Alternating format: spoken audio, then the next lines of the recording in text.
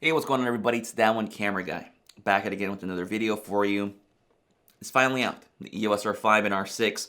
You can pre-order them. The specs are out. I'm going to share my thoughts as a Sony shooter and a prior Canon shooter for the most part. Let you know what I like and don't like, and whether or not I'm going to pick it up myself. And talk a little bit about the front end on what Sony kind of should be thinking about at this point with the A7S III, and does it really matter? So it's a talking head video, folks. No special graphics or effects or footage. Let's just go ahead and get started. Just listen on in. All right, quick info. You guys already know this is just a tech enthusiast discussion with cameras, folks. Let's just keep it that way. Obviously, do you really need cameras? You don't need cameras. If you got a great camera, keep your camera. I just want to make sure that's out there because people get really uptight about this kind of stuff. I don't care what brand you use. I don't care what camera you use.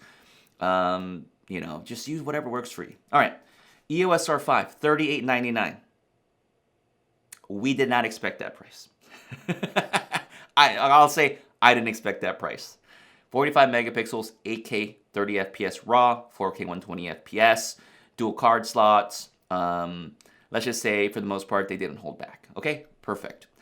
EOS R6, $24.99. Has all the same feature specs, like it up to the 4K 60p video. It has like the in-body image stabilization like the R5, touchscreen, joystick, all that cool stuff. The ergonomics have come back into the camera, which is fantastic.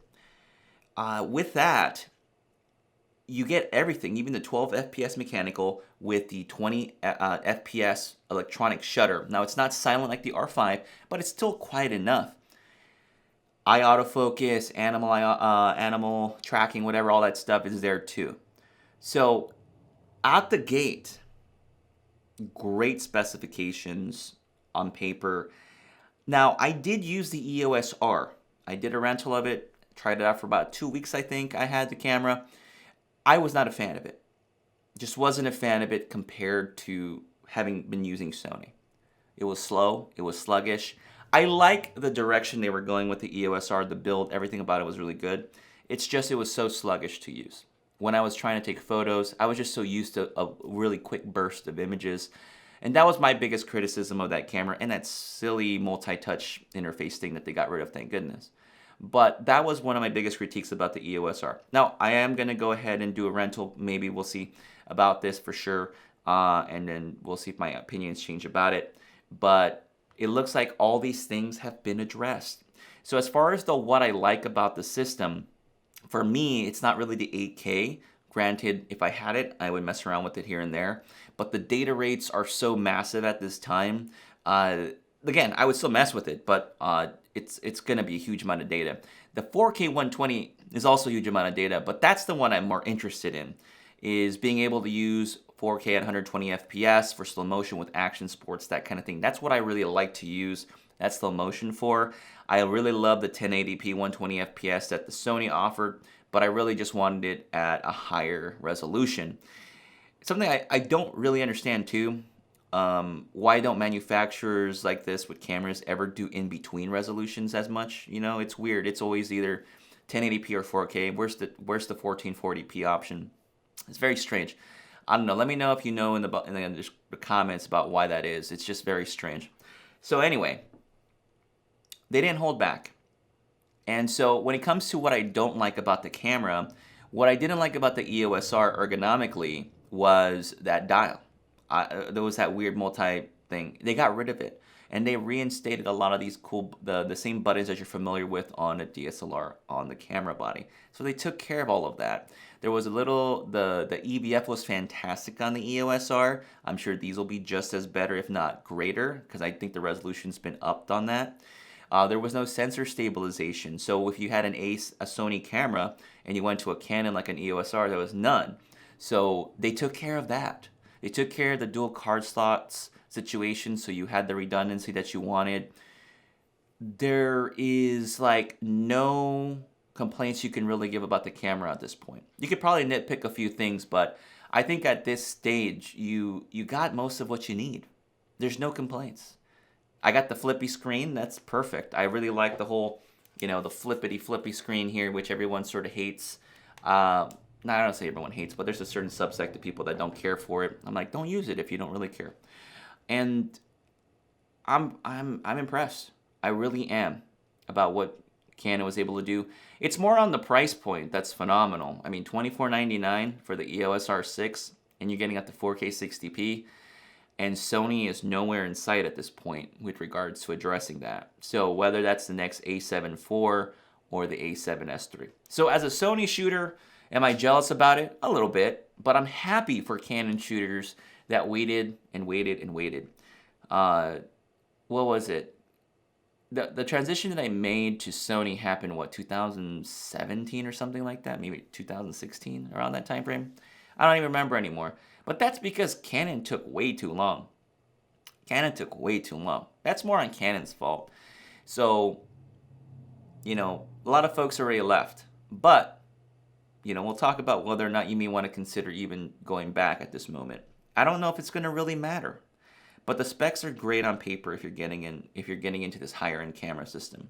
But I am excited for future cameras. The competition's heating up, quite literally. So it's great on that end. I'm happy for that. And so Sony definitely will have to respond in some way. And that's always great. I think that's what we've been waiting for, and Canon is saying, hey, just letting you know, Sony, we're back in business and we're not going to let you steal the limelight. So I'm excited for that. Should you wait for the A7S III announcement? Yeah, I think so. If you are in the market for a 4K 60p option, if you're kind of into that video space, because really for a lot of folks, this is like going to appeal for the video people. But I think that $24.99, that EOS R6 is the perfect full frame middle ground camera.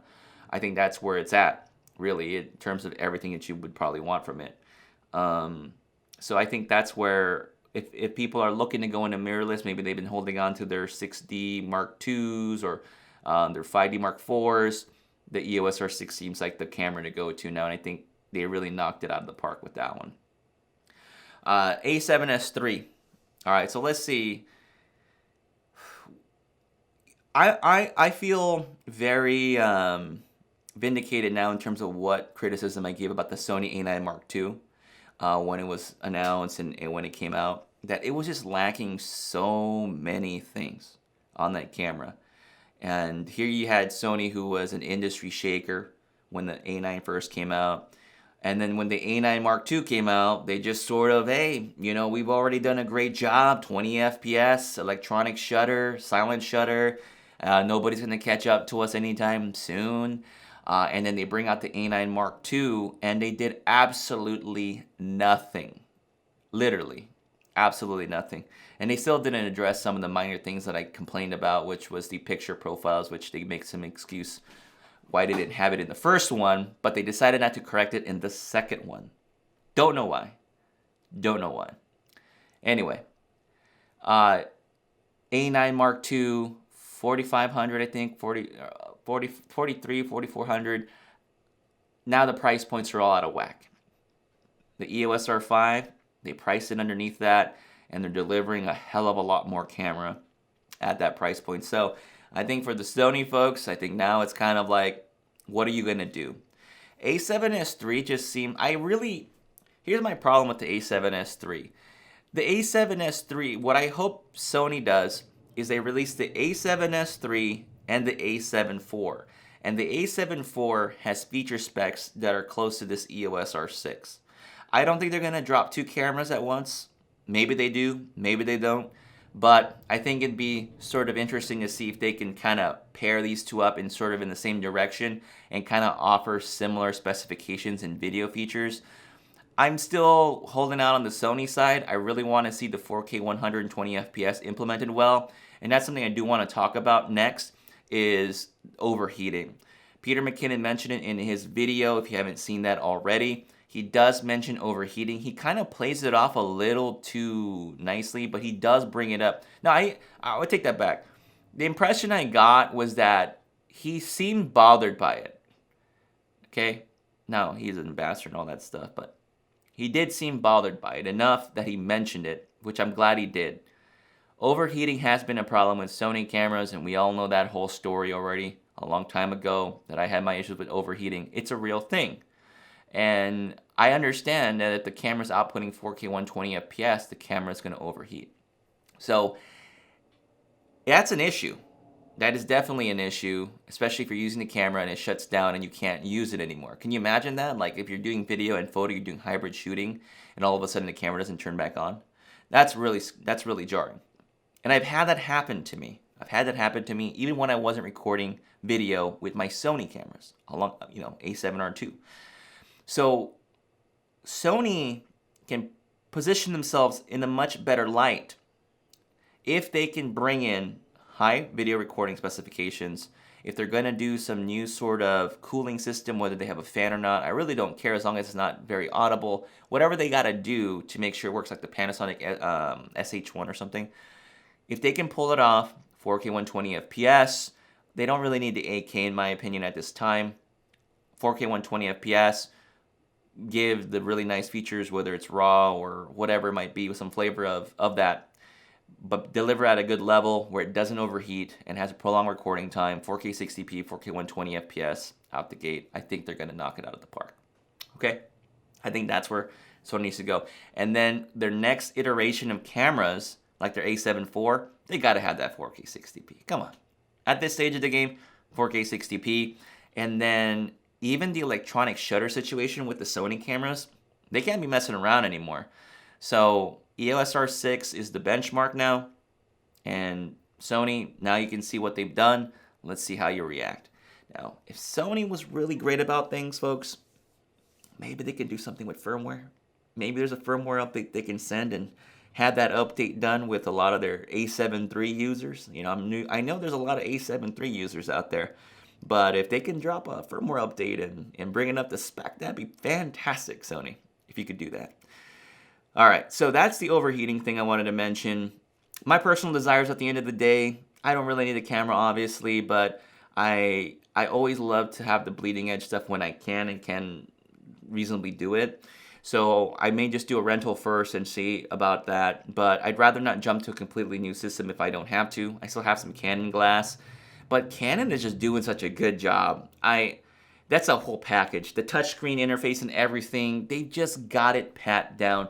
Congratulations to Canon. You have won this iteration. We're going to see. I really don't think Sony's going to make it in this particular iteration. I think we're going to have to wait a little bit longer unless they drop a firmware update or something like that just to wow everybody. But kudos to Canon. I'm glad that Canon did this. It's going to shake things up again.